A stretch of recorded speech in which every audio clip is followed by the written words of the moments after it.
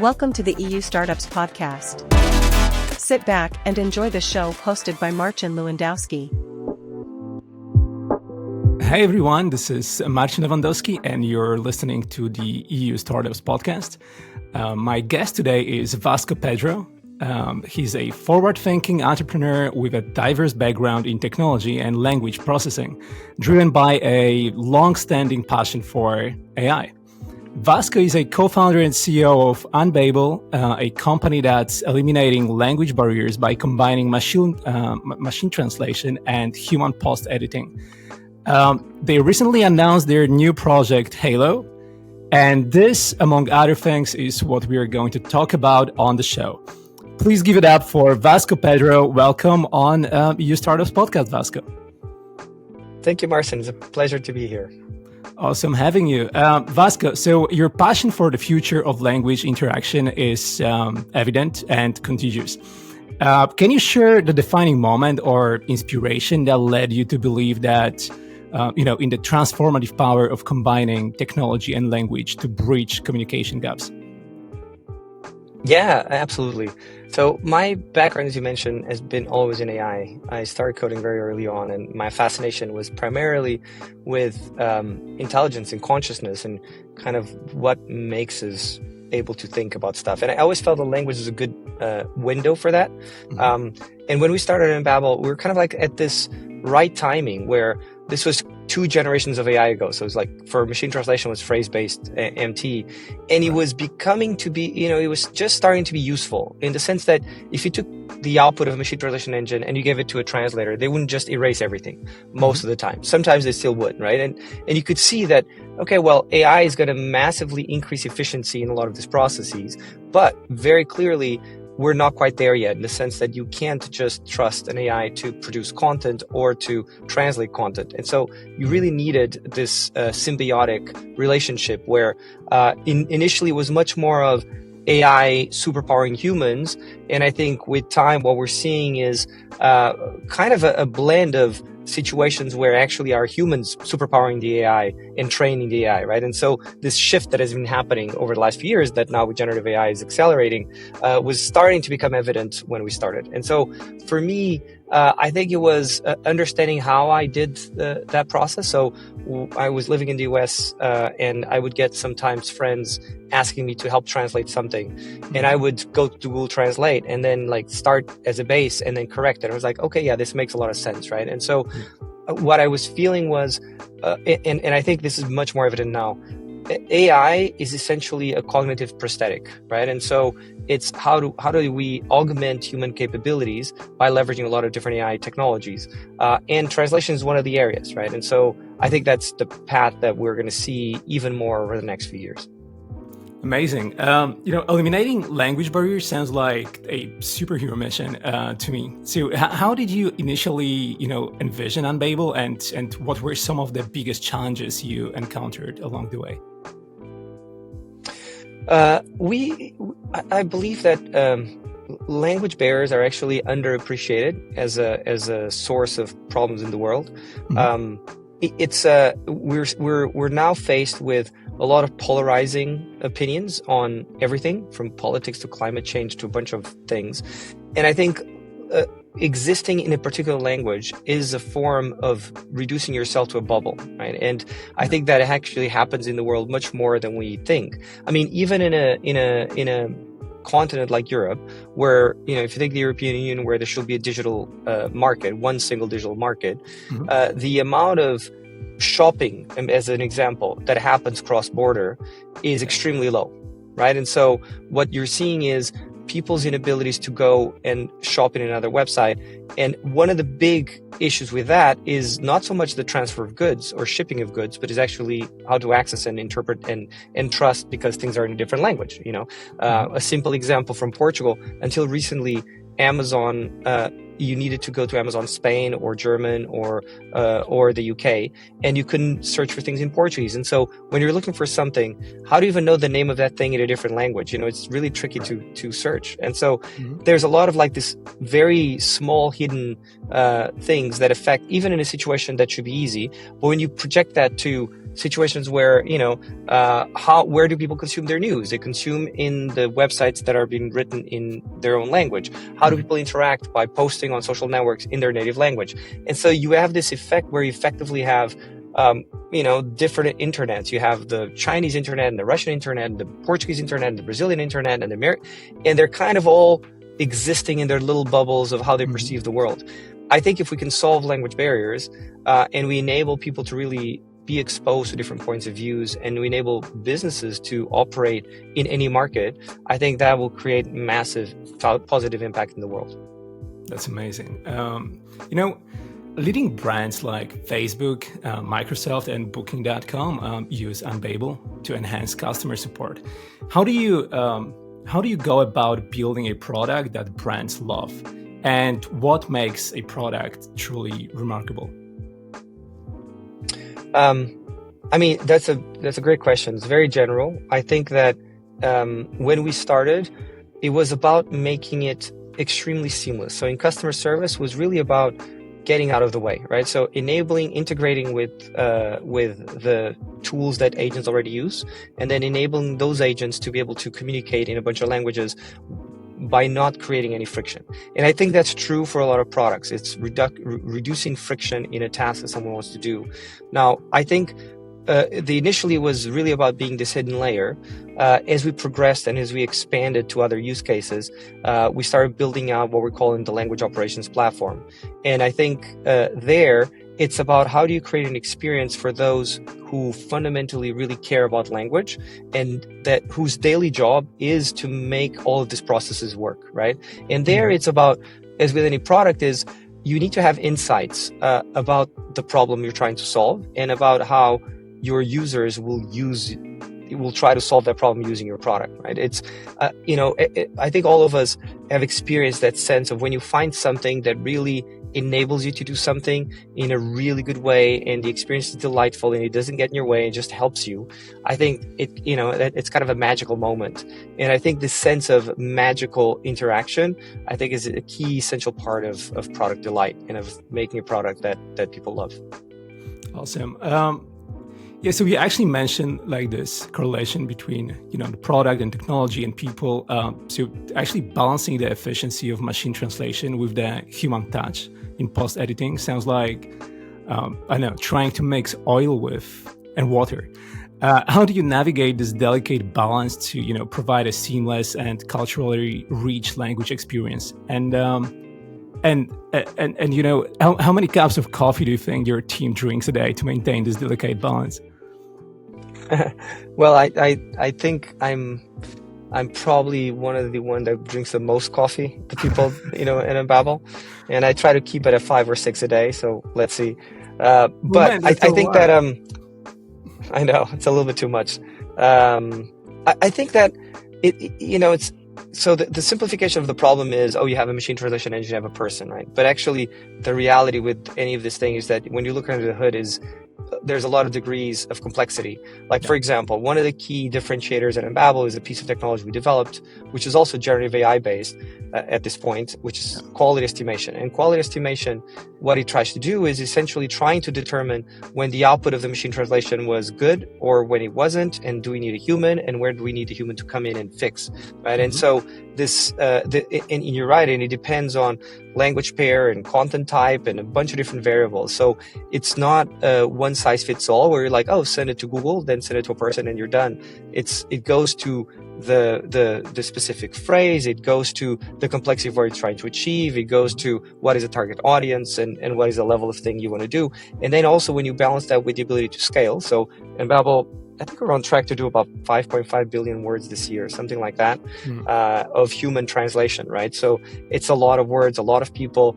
And when you scale this, there's an operational side of how do you know who is the best human to correct something, and how do you get that person available on time so that something happens in minutes rather than hours. And there's a whole complexity there.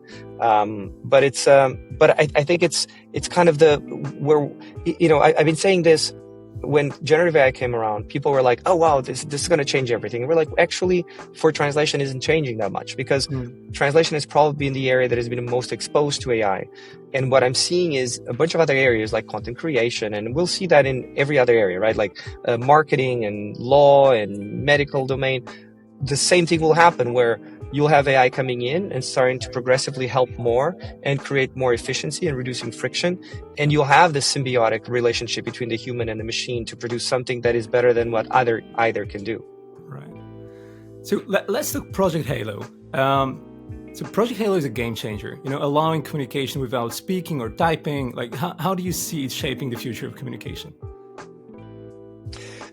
Yeah, I mean, it started with this idea that in this trend of so we'll have human and AI, and how do you create this symbiosis, right? How do you create cognitive augmentation through AI so that humans can really leverage a lot of the capabilities that are being developed? I think at the core of this is this belief that we are seeing essentially what I call the uber cortex. And the way I see it, and I'm going to oversimplify this, right? But it's this idea that actually you have your limbic system and your neocortex, and they're both part of your brain, but they're actually created over millions of years of evolution. They're actually two different pieces of hardware, let's say.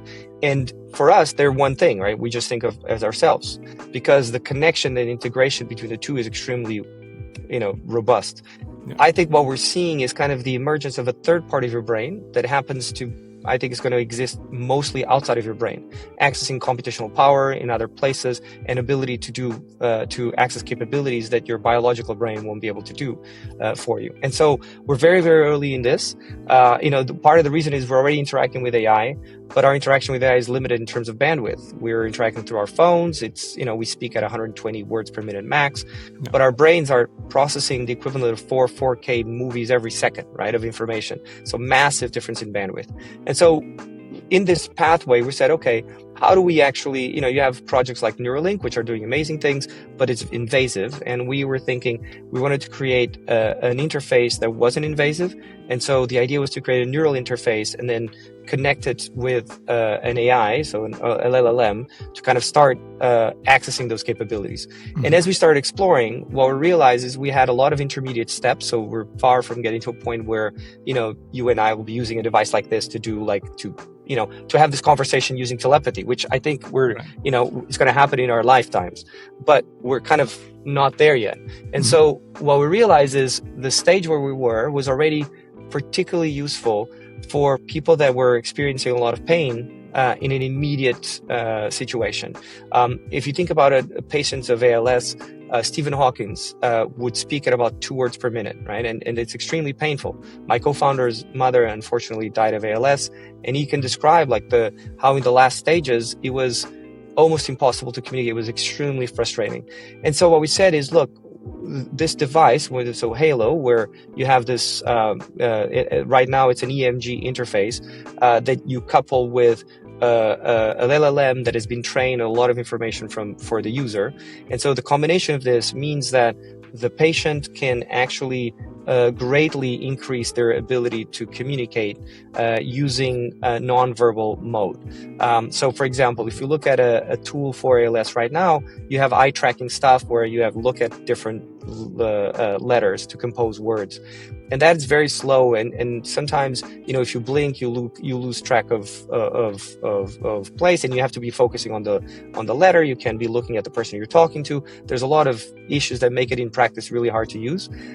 Halo at this point enables those patients to speak at about 15 words per minute. The eye tracking stuff gets you to about 8 words per minute. So we're, already doubling that capacity. And then we said, look, this could have a massive impact right away. And we decided to try it with patients. And the response has been overwhelmingly incredible. Because you're right, when you couple that, so what Halo does is it uses an EMG interface and an LLM, and you can navigate and interact with the LLM with the EMG interface. And with that, you can then express what you want to say in a fully completed sentence. And in many cases, because we have voice samples of the person before they lost their ability to speak, we can actually train a synthesis that sounds like them, right? So they're actually speaking in a voice that's very similar to them, to their families. And I think that's, I mean, and it's interesting. It's two different types of product where, you have really consumer product potential. And I think the way consumers interact with products is that kind of delight. But in this case, it's life-changing for a lot of these people. So it's like you can see this pain, and people being able to regain their communication when they're completely locked in is, it's emotionally very intense, but in a very fulfilling way. This is amazing, man. So you actually kind of answered my next question, because I was just about to ask you if you could, dive into a technical aspect of how Project Halo transforms this bioelectrical signals into language, and then like about its potential applications, that you foresee beyond language translation. But I think you already covered that pretty much, and it's very inspiring. Yeah, I mean, one thing that might be worth saying, because when people hear this, they're like, oh my God, a machine that reads thoughts, right? And that's not what's going on here. I know like when you see it, it looks a little like magic, right? It's like I'm just thinking and the machine is speaking.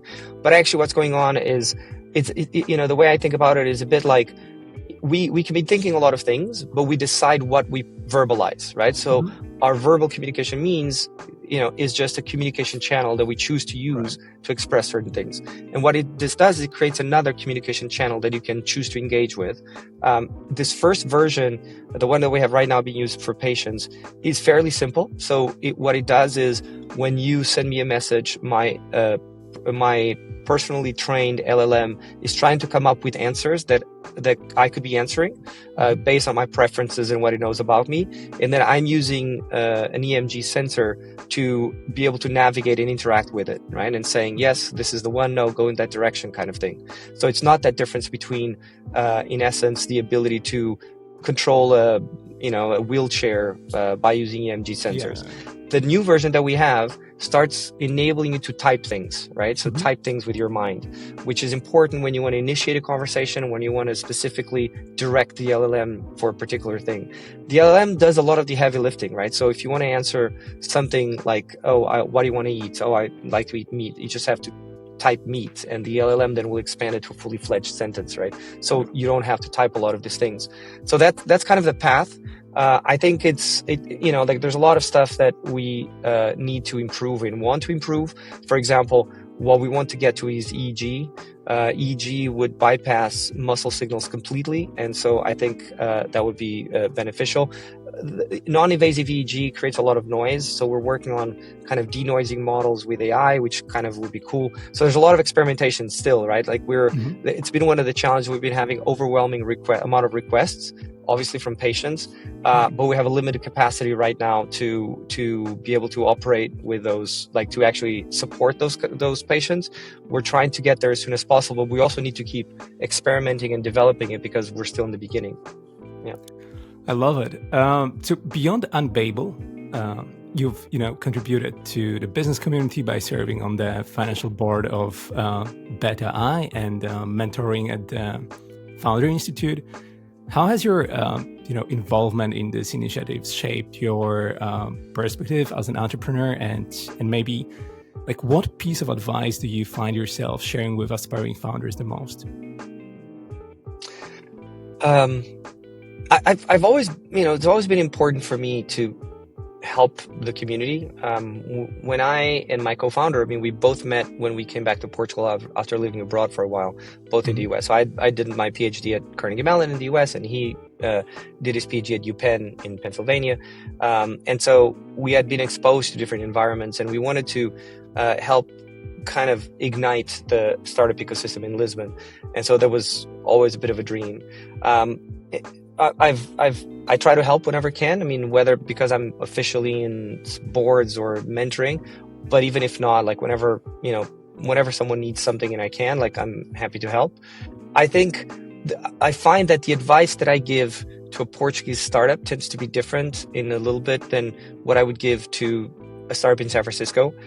If you're starting a startup in San Francisco, you already are in the hub, right? You already are in the place where you're going to have maximal capability of connections, maximal probability of access to funding. So it's more about, the typical kind of YC Combinator advice of, hey, how do you build something people want? How do you find your users? How, don't focus on the bullshit, just focus on building something that's really valuable. In Portugal, there's, in addition to that, kind of a push towards, look, Portugal is a very small market. You cannot think about Portugal as a market from the beginning. You got to really think global. And there is still, especially in early stages, a strong benefit from being in the hubs and creating the network that will support you. That network will be investors, other co-founders, mentors, customers. Like, where are those people? And if your customers aren't in Portugal, which they shouldn't, if you're starting a tech startup, right, then you need to be where they are, right? And I think that's been lately something that I found myself engaging with, which is this dichotomy of, we live in a world where theoretically everything is potentially remote. I mean, we're having an interview here, and it's true. Technically, you can, and some startups thrive, but others, you really benefit from being in a place where the hub is, right? So, for example, investors still like to be able to have contact, especially early stage investors. They still draw mostly from their networks, right? And their networks are driven by the connections that they have that at some point require kind of physical interaction. And so sometimes I think before it was very established that a bit like Israel, you'd start a startup here, but you'd go away, right? You'd be like, great, we have tech teams here. Now the front office go be in San Francisco or New York or London. I think now there's a bit of more hesitancy of doing that, because now we can do everything remote, and you can, but I think it adds another layer of complexity. So sometimes it's navigating those waters, right? It's one of the biggest advices that Paul Graham used to say was, it's easy to play house in a startup. You raise a bit of money and you're suddenly focusing on culture and focusing on, how to have a cool office. And I'm not saying those things aren't important, but they're secondary importance versus actually building something and figuring out your product market fit, right? That should be everything in the beginning. Amazing. Vasco, we're getting to the end of this interview. So maybe looking ahead, you already mentioned a bit about it, but maybe you can add something to this. Looking ahead, what's your vision for the role of technology in fostering global communication, and what other broader societal changes do you hope to see as language barriers continue to break down? I think that we are still in the beginning of enabling worldwide access to multilingual information. I think sometimes people feel like, wait, didn't we solve translation already? But if you look at the amount of products and services that are digital and that should be available in a bunch of languages that aren't, right? It's still a massive pain. Like the amount of websites, to name an example, that are in all the languages, it's very, very few. I mean, you have massive corporations like Microsoft and Google and others that invest, a lot of money on trying to make this available in a bunch of languages. Everyone else struggles with it. So we're still in the beginning of this. I think the only way we're going to get to a point where, from a access to information and access to goods and services is the same whether I'm here or I'm in Uganda or I'm in Brazil or I'm in Japan or the US, is going to be through massive deployment of AI in all of these areas. And we're very early in that. I think, and I think the impact of that is, sometimes I like to say, most of the world knows famous American singers, but very few people know famous Chinese singers, right? And yet there is way more Chinese than American, right? There's more Chinese speakers than English speakers. And I think this is one example, or writers. How many famous Chilean writers do we know, or famous Ugandan writers, right? And on average, you'd think that there's probably a certain ratio of good writers per number of people, so you should know more, right? So I think what we'll see in the world is, if product market fit is what we're trying to get, even if you're a writer or a content creator, expanding massively the market would mean there will be more voices, more diversity, more access to different points of view, ability to, no matter where you are, whether you're in Africa or Europe or South America or Asia, you have access to people that will connect with what you're saying, with what you're creating, with what you're selling, with what you're producing.